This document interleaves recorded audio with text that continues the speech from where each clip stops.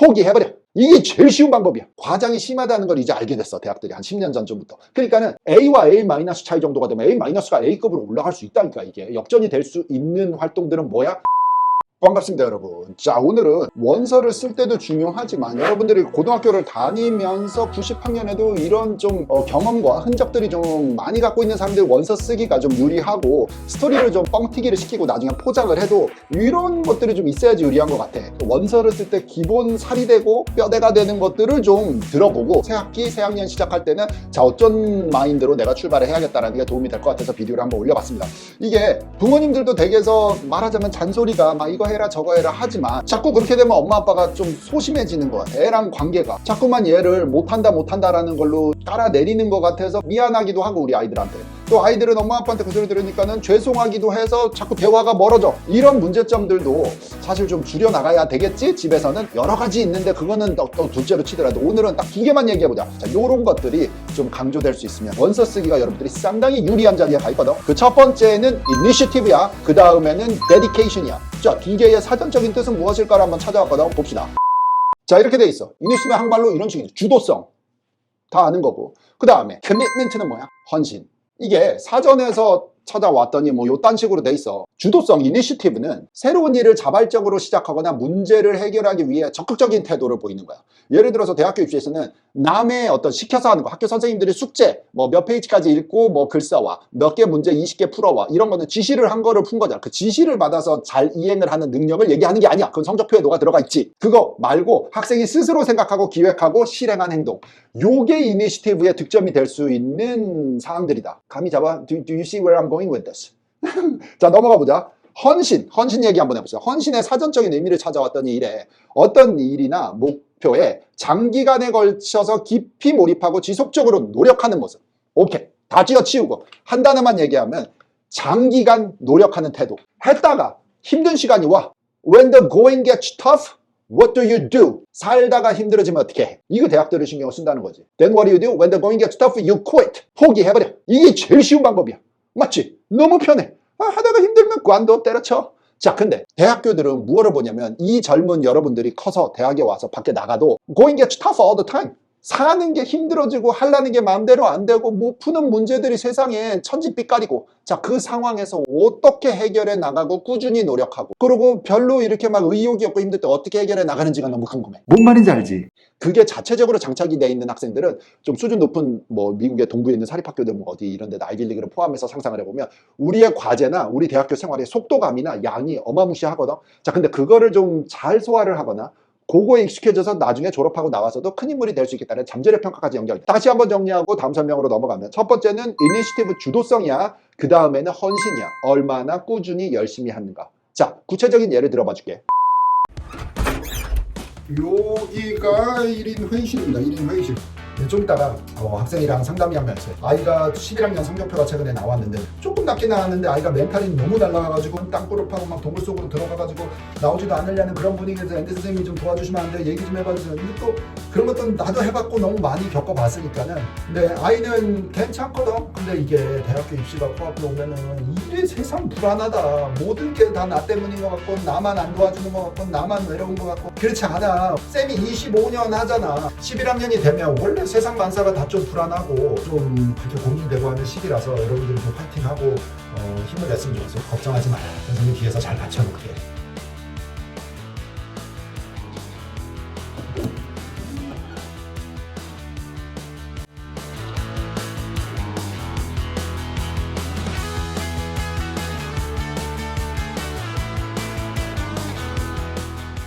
이게 단순히 대학들이 스펙만 볼 수가 없어. 뭐 GPA가 몇 점이냐? 3.98. 그럼 땡. 3.99. 오케이. 이렇게 되지 않아.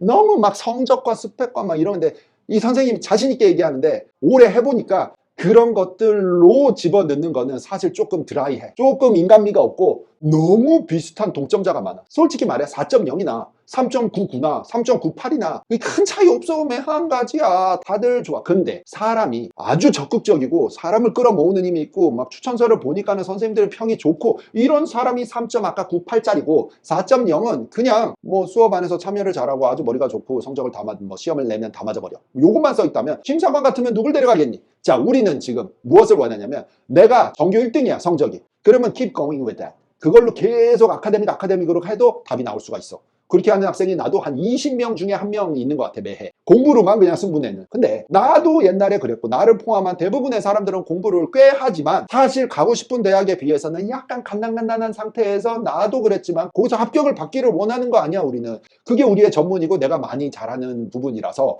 자신 있게 얘기할 수 있는데 이쪽을 해야 돼. 이니시티브가 있는 경험과 스토리를 많이 풀어주면 대학교들은 3.98이 4.0보다 나아 보인다니까. A와 A- 차이 정도가 되면 A-가 A급으로 올라갈 수 있다니까. 이게 역전이 될 수 있는 활동들은 뭐야? 여러분들 적극적으로 해야 돼. 내성적이냐 외향적이냐 이런 거하고는 차이가 없어. 적극적으로 하는 거야. 주어진 임무, 내가 학생이니까 학생의 임무를 적극적으로 하는 자세가 중요한 거죠. 예를 들어 학교 과목들의 연장선상으로 뭔가 학교 밖의 커리큘럼으로 나가서 하는 것들 있잖아. 뭐 인턴십이라든지 뭐 커뮤니티 서비스라든지 리서치를 한다든지 뭐 닥터 쉐어잉을 한다든지 이런 것들 막 이렇게 인터넷에 많이 난무하는 이런 얘기들은 사실 뭐냐면 이니시티브가 속해. 왜냐면 아무도 시킨 건 아니니까. 내가 스스로 했다. 이렇게 되는 캐테고리의 득점이 되기 때문에 가산점이 있을 수 있다는 면으로 사람들이 많이 추진하거든. 그것뿐만은 아니야. 예를 들어서 제일 한심하지만 심플한 예로 들면은 학생이 뭐 운동을 해. 뭐 나도 그랬지만 라크로스를 해. 라크로스는 스프링 시즌 스포츠야. 스프링 시즌 스포츠니까는 그 시즌에만 그 스포츠를 잘해. 자, 요거는 학교 커리큘럼 안에 거를 지시를 받고 잘하는 것이고, 오프 시즌 때 그 스포츠를 가지고 나와서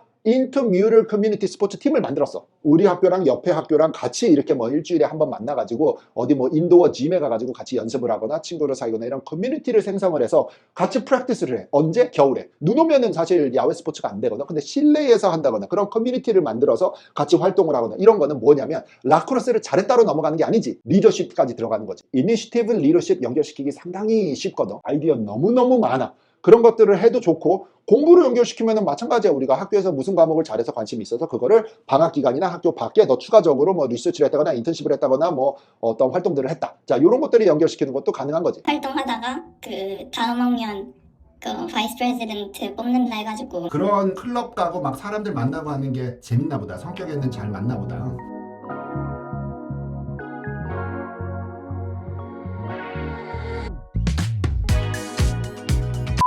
자, 그 다음에 헌신 얘기할까? 자, 커미트먼트를 가지려면 길게 오래 하는 게 좋은데 어떤 식으로 어디서 해야 되냐면 관할 지역이라고 하고 싶어. 내 관할, 내 소속 지역에서, 내 주거 지역에서. 그러니까 내 로컬 커뮤니티에 대한 커미트먼트가 있어야 돼. 이게 어렵죠, 여러분들. 나의 커미트먼트가 인터내셔널 하면 우와 웅장해서 잘 갔던 시절이 있어. 한 10년에서 15년 전까지는. 근데 그게 허구고 과장이 심하다는 걸 이제 알게 됐어. 대학들이 한 10년 전쯤부터. 그러니까는 it doesn't work anymore. 그 옛날 스타일이야. 그래서 엄마 아빠들이 여러분들을 키우면서 그때부터 이렇게 미국 대학 보내려고 유학 정보를 많이 얻으신 분들은 조금 유행과 트렌드가 진한 식으로 스펙을 아이들을 지도 관리를 하시면은 요게 조금 낭패가 될 수도 있는 거야.